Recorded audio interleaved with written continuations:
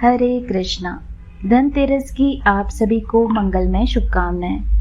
माता लक्ष्मी और भगवान कुबेर आप सभी के यहाँ धन के भंडार भरें। आप सभी हमेशा स्वस्थ और समृद्धि रहें। कार्तिक माह के कृष्ण पक्ष की त्रयोदशी तिथि के दिन समुद्र मंथन के समय भगवान धन्वंतरी अमृत कलश लेकर प्रकट हुए थे। इसलिए इस तिथि को धनतेरस या धन त्रयोदशी के नाम से जाने जाता है।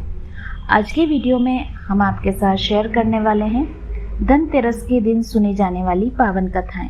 बस आपसे एक छोटी सी विनती है कि अगर आप इस चैनल से नए जुड़े हैं तो प्लीज़ इसे लाइक व सब्सक्राइब अवश्य कीजिएगा। धनतेरस की शाम घर के बाहर मुख्य द्वार पर आंगन में दीप जलाने की प्रथा है और इस प्रथा के पीछे भी एक लोक कथा है। कथा के अनुसार किसी समय एक राजा थे जिनका नाम हेम था। देव कृपा से उन्हें पुत्र रत्न की प्राप्ति हुई। ज्योतिष ने जब बालक की कुंडली बनाई तो पता चला कि बालक का विवाह जिस दिन होगा उसके ठीक 4 दिन के बाद उसकी मृत्यु हो जाएगी।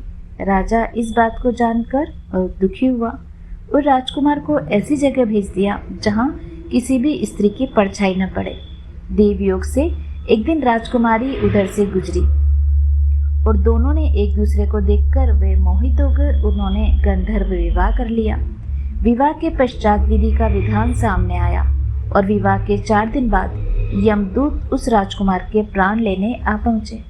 जब यमदूत राजकुमार का प्राण ले जा रहे थे उस वक्त नवविवाहिता उसकी पत्नी का विलाप सुनकर उनका हृदय भी द्रवित हो उठा, परंतु विधि के अनुसार उनको कार्य करना पड़ा।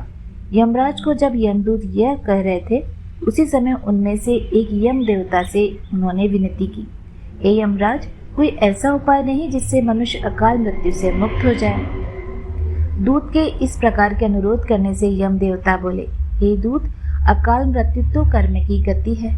इससे मुक्ति का एक आसान तरीका मैं तुम्हें बताता हूँ। कार्तिक कृष्ण पक्ष की त्रयोदशी रात जो प्राणी मेरे नाम से पूजन करके दीपमाला दक्षिण दिशा की ओर भेंट करता है उसे अकाल मृत्यु का भय नहीं रहता। यही कारण है कि लोग इस दिन घर के बाहर दक्षिण दिशा की ओर दीप जलाकर रखते हैं। अब आप सुनिए भगवान धन्वंतरी की एक और पावन कहानी। इस दिन को मनाने के पीछे धन्वंतरी के जन्म लेने की कथा के अलावा दूसरी कहानी भी प्रचलित है। कहा जाता है एक समय भगवान विष्णु मृत्युलोक में विचरण करने जा रहे थे। तब लक्ष्मी जी ने उनके साथ चलने का आग्रह किया। तब विष्णु जी ने कहा कि यदि मैं जो बात तुमसे कहूँ अगर तुम वैसा ही करो तो मेरे साथ चल सकती हो। वे भगवान विष्णु के साथ भूमंडल की ओर निकल गए। कुछ देर के बाद वह एक स्थान पर पहुंचकर भगवान विष्णु ने लक्ष्मी जी से कहा कि जब तक मैं यहाँ नहीं आऊँ तुम यहीं ठहरना। मैं दक्षिण दिशा की ओर जा रहा हूँ, तुम उधर मत आना। विष्णु जी के जाने पर लक्ष्मी जी के मन में कौतूहल जागा कि आखिर दक्षिण दिशा में ऐसा क्या रहस्य जो मुझे वहां जाने से मना किया, और भगवान स्वयं चले गए। लक्ष्मी जी से रहा नहीं गया और जैसे ही भगवान आगे बढ़े लक्ष्मी जी भी पीछे पीछे चल पड़ी। कुछ ही आगे जाने पर उन्हें एक सरसों का खेत दिखाई दिया जिसमें खूब फूल लगे थे। सरसों की शोभा देखकर वे मंत्रमुग्ध हो गई और फूल तोड़कर अपना श्रृंगार करने के बाद आगे बढ़ी। आगे जाने पर एक गन्ने के खेत से लक्ष्मी जी गन्ने तोड़कर रस चूसने लगी।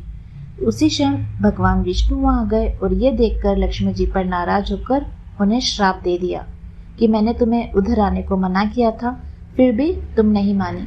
किसान की चोरी का अपराध आपने किया। अब आप इस अपराध के जुर्म में इस किसान के यहाँ 12 वर्ष तक सेवा करो। ऐसा कहकर भगवान विष्णु उन्हें वहीं छोड़कर क्षीर सागर चले गए। तब लक्ष्मी जी उस गरीब किसान के घर में ही रहने लगी। एक दिन लक्ष्मी जी ने उस किसान की पत्नी से कहा कि तुम स्नान कर पहले मेरी बनाई गई इस विधि से देवी लक्ष्मी का पूजन करो, फिर रसोई बनाना, तब तुम जो मांगोगी तुम्हें मिलेगा। किसान की पत्नी ने ऐसा ही किया। पूजा के प्रभाव और लक्ष्मी की कृपा से किसान के घर दूसरे ही दिन से अन्न धन रत्न स्वर्ण आदि से भर गया। लक्ष्मी ने किसान को धन दान से पूर्ण कर दिया। किसान के 12 वर्ष बड़े आनंद से कट गए और फिर 12 वर्ष के बाद लक्ष्मी जी जाने के लिए तैयार हुई। भगवान विष्णु लक्ष्मी जी को लेने आए तो किसान ने उन्हें भेजने से इनकार कर दिया। तब भगवान ने किसान से कहा, इन्हें कौन जाने देता है, ये तो चंचला है, कहीं नहीं ठहरती। इनको बड़े से बड़े नहीं रोक पाए। मेरा इनको श्राप था, इसलिए 12 वर्ष तक तुम्हारे यहाँ इन्होंने सेवा की।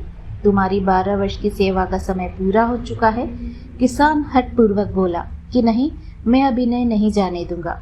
तब लक्ष्मी जी ने कहा, हे किसान, तुम मुझे रोकना चाहते हो तो जो मैं कहूँ वैसा करो।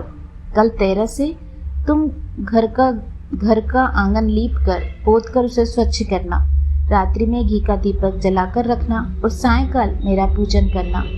एक तांबे के कलश में रुपए भरकर मेरे लिए रखना। मैं उस कलश में निवास करूंगी, किंतु पूजा के समय मैं तुम्हें दिखाई नहीं दूंगी।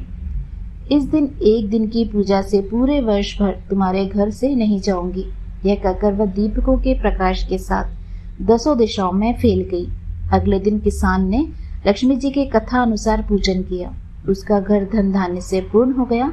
इस वजह से इस वर्ष 13 के दिन लक्ष्मी जी की पूजा होने लगी। ये थी आज की दोनों पावन कथाएं। उम्मीद करती हूँ आपको यह अवश्य पसंद आएगी। मिलते हैं आपसे अगले वीडियो में।